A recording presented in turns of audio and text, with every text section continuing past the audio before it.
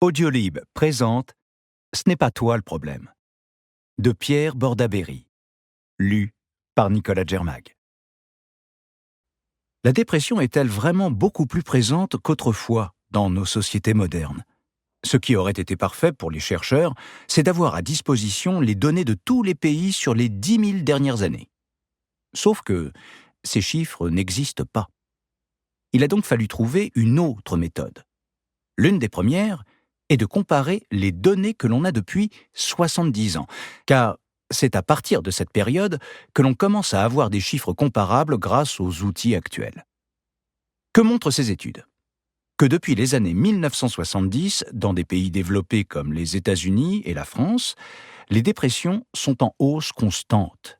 L'OMS, Organisation mondiale de la santé, précise ainsi que les risques d'être dépressif ont augmenté de 18% entre 2005 et 2015. En France, on note également une augmentation importante des cas. Un rapport établit que le taux de dépression en France a quadruplé entre 1970 et 1980 et septuplé entre 1970 et 1996. D'autres études confirment cette hausse, alors qu'en 1970, le taux de dépression était de moins de 2% chez les Français. Il était de 7% en 2014 et il est monté à 14% après le Covid et les confinements. Une autre étude montre, elle, une augmentation de la prévalence de 1,8% chez les Français entre 2010 et 2017. Une autre méthode consiste à étudier le nombre de dépressions chez une population qui migre ou qui change de conditions de vie. On remarque ainsi que, quand un habitant d'un pays à faible taux de dépression migre dans un pays à taux élevé de dépression, ses risques d'en souffrir vont progressivement augmenter.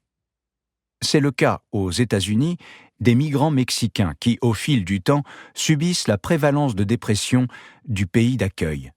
4,2% de Mexicains en souffrent, 5,9% d'Américains. On voit aussi que dans les pays où la métropolisation augmente, les risques de dépression s'accroissent également. Par exemple, en Chine, une personne avait 22 fois plus de chances de développer une dépression en 1966 qu'en 1937. Évidemment, cette évolution va dépendre des individus et des différentes caractéristiques des pays, car chaque population possède des particularités et des problématiques différentes. Par exemple, lors de la crise sanitaire en France, le taux de dépression des 15-24 ans est passé de 5% à 22%, tandis que celui des plus de 75 ans a baissé.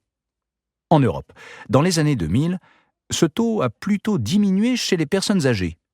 L'OMS parle donc d'une augmentation générale des taux de dépression, mais il est important de noter que cette hausse dépend des populations.